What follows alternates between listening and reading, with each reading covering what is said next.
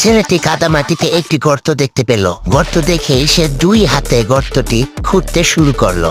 যতই গর্ত খুঁড়ছে ততই গর্ত বড় হচ্ছে, কিন্তু সে কিছুই দেখতে পাচ্ছে না। সে কিন্তু কোনোভাবেই গর্ত খোঁড়া বন্ধ করছে না, সে খুঁড়েই চলেছে। গর্তের ভিতরে কি আছে দেখা যাক। সে পরিশ্রম করতে শুরু করলো, গর্ত করেই যাচ্ছে। অনেক গর্ত করার পর সে ধৈর্য নিয়ে আরো গর্ত শুরু করলো, কিন্তু সে এর ভিতরে একটি লেজ দেখতে পেয়েছে।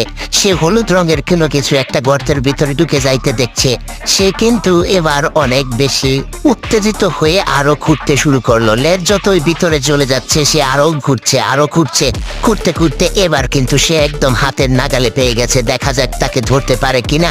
মাছটি ভিতরে চলে যেতে চেষ্টা করছে, কিন্তু লোকটি কিন্তু নাছোড়বান্দা, সেও খুঁড়ে যাচ্ছে।